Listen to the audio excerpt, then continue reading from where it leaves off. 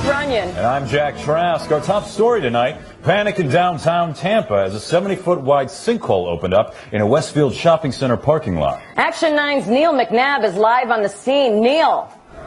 Thank you, Beth. Fortunately, no one was seriously hurt, including these two shoppers. Can you tell us what happened? Yeah, sorry, I'm still shaking. I was walking towards my car, and all of a sudden it sort of just felt like the ground was melting. Yeah, cars fell in. It was crazy. I'm just very happy my wife and I are okay.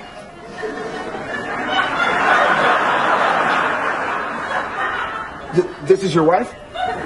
Yes. So, you two are married to each other? Yes, sir. I'm just making sure I heard that right. Well, close call here today for this multi-millionaire and his lovely wife. I'm not a millionaire. Oh, I apologize. I assumed you were a very wealthy man. Yeah, I wish. She's kind of the breadwinner in our house. Well, we're a team, and if I felt weird about being the main income earner, I wouldn't have married a puppeteer. He does puppets! I'm sorry I yelled. There's just a lot happening. Folks, if you can hear me through the monitor there, did you see how many vehicles fell into the sinkhole? And also, sir, I'm wondering if you have famous parents or something? Sorry, it's a little loud. You asked how many cars fell in. I guess 7 or 8. Including our Kia Sportage. You drive this smoke show around in a Kia Sportage? Sorry, are you mad at me, sir? No, I'm just a little overwhelmed by the scene here today. Still a lot of unanswered questions. I'm live in downtown Tampa with, I'm sorry, what's your name? Oh, Matt Shat. Your name is Matt Shat? Yes, a Shat with 2 T's. Doesn't make it any better. And you married this woman whose name is? Oh, Alexandra Kennedy Shat. She's a Kennedy, and she put a Shat on it. Back to you. I think with the last name Shat, you'd go with Matthew, right? Yeah, I don't know. Joining us now via webcam is Caltech seismology professor Reed Dodden, who's an expert on sinkholes. Professor, what causes something like this to happen? Well, it varies. Most likely they were childhood friends who grew up together. And then that blossomed into a romance over time. Professor, I believe you're referring to the couple that was just interviewed. I was asking about the sinkhole. Oh, it's pretty much always underground water. Okay. Neil, any sign of water damage down there? Oh, absolutely. If you could just pan down a little bit, Rick, you'll see that there's mud and, oh my God.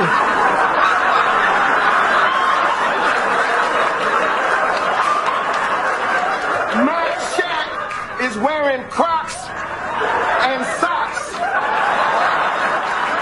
He's married to the Lord's mistress, and he's wearing Crocs with socks. Sending it back to you in the studio.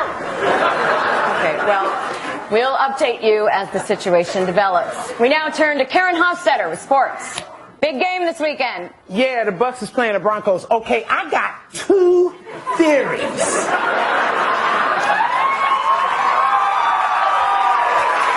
One, this dude Matt is packing a tree trunk in his pants. Or 2, he kidnapped her and she got Stockholm syndrome. I'm sorry, we can still hear you. And for the record, I'm with my husband because he is one of the strongest men I've ever met. Most men would be mad at the world if they were born with just testicles and no penis. Not my Matt Shat.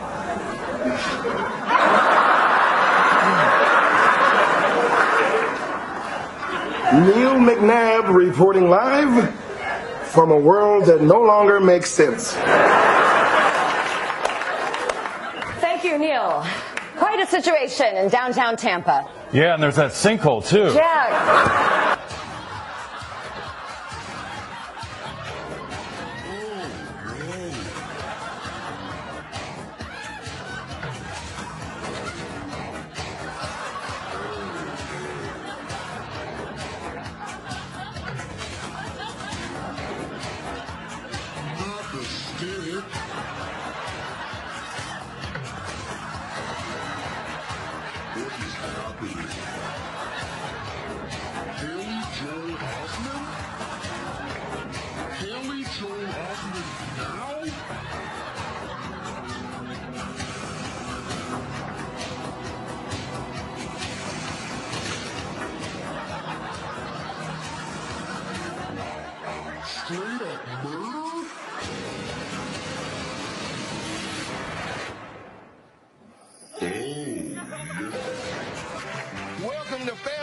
new political edition. We back from a 2-week break. I was out getting my teeth enlarged. Okay, today we got a big old rivalry. We got Team Hillary Clinton taking on Team Donald Trump. Okay. Next, we got Donald Trump's daughter, Ivanka. What a pleasure it is to be here, Steve. This is fun. I love fun. Every day I schedule 20 minutes of fun. Oh, you sexy. Yeah, I know that might sound inappropriate, but if your daddy can say it, so can I. And finally on Team Trump, oh my God, it's Vladimir Putin. Are you and Trump actually friends? Kind of. We are Facebook friends. Oh, you creepy.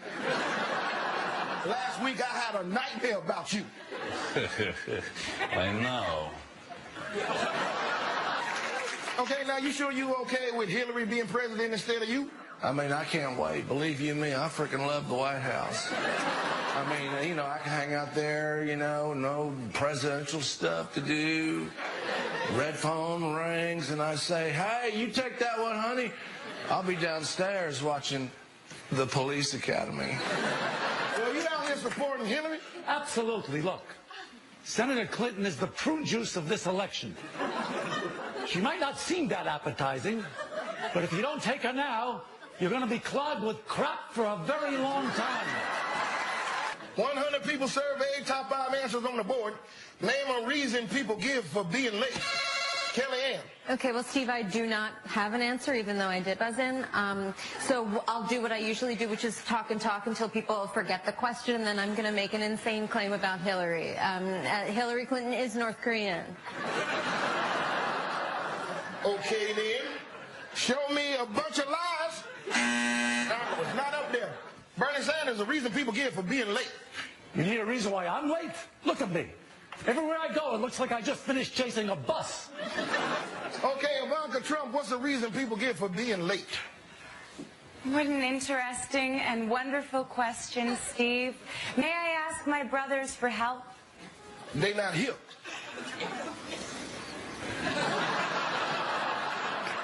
Yes, we are. Go! Who is this? I'm Donald Jr., the brains. I'm Ivanka, the beauty. And I'm Eric. Okay, good answer there, Bernie Sanders. Final guess, a reason why you're late. Maybe you're late because people like Jill Stein call you in the middle of the night asking you for advice. That woman drives me nuts. For someone who cares about the environment, she sure doesn't mind asking people to throw their votes away, huh? Huh? Pretty clever. You didn't know I was so clever, did you? Huh? Secretary Clinton, let's begin with you. Why are you a better choice than your opponent to create jobs and put money into the pockets of American workers?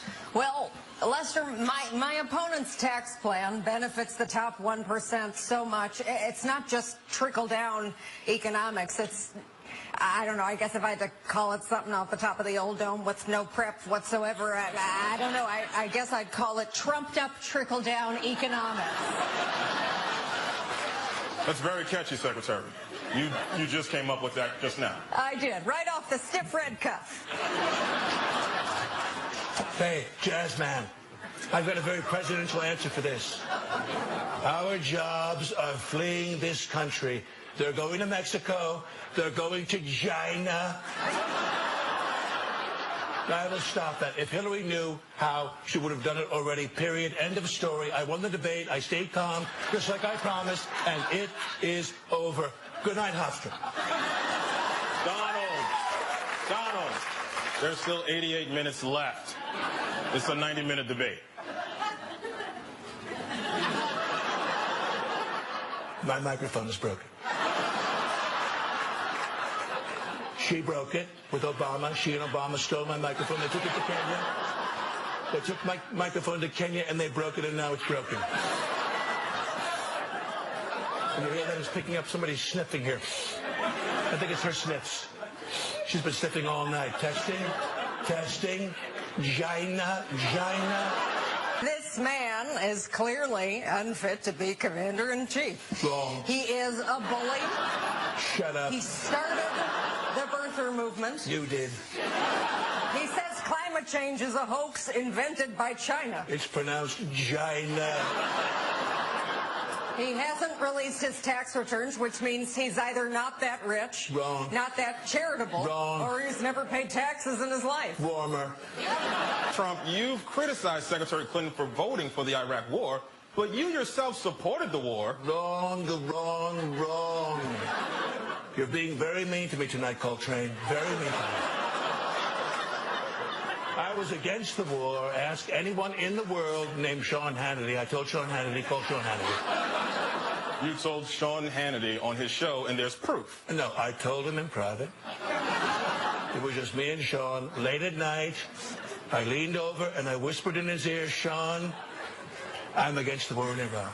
And then he whispered in my ear, I'm against the war too. And the next thing I knew, I was kissing Sean Hannity.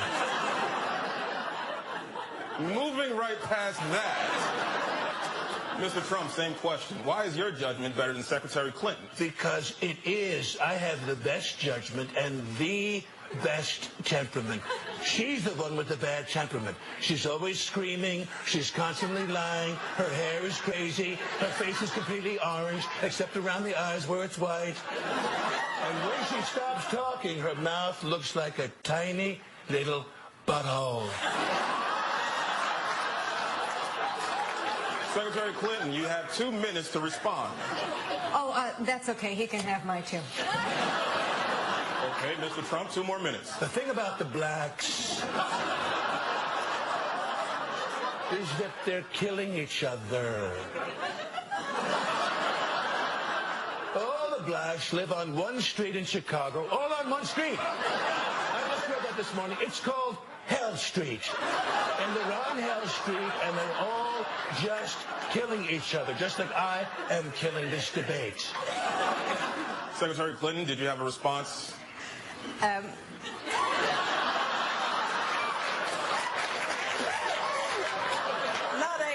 Not a response, more of a request. Can America vote right now? Well, this has been an illuminating debate, but now it's time for our final... Alicia Machado. I'm sorry, what was that? Who is Alicia Machado? Thank you for bringing that up, Lester. She is a strong, beautiful political prop that I almost forgot to mention tonight, even though we already made a web video about her. Alicia Machado was Miss Universe in 1996. Where'd you find this? And Donald Trump called her Miss Piggy. How do you know this? And Miss Housekeeping. That's pretty funny. Mr. Trump, your response. Lester, why are we talking about this woman? We should be talking about the important issues like Rosie O'Donnell and how she's a fat loser. And everyone agrees with me, and I just wanted to bring that up in a presidential debate right at the end, my own volition. Good idea. I did it. Secretary Clinton, why are you crying? I'm sorry, Lester. This is going so well. Okay, and now it's time to move on to the closing statements. Secretary Clinton, you're first. Listen, America, I get it. You hate me. You hate my voice, and you hate my face. Well, here's a tip. If you never want to see my face again, elect me president, and I swear to God I will lock myself in the Oval Office and not come out for 4 years. But if you don't elect me, I will continue to run for president until the day I die. And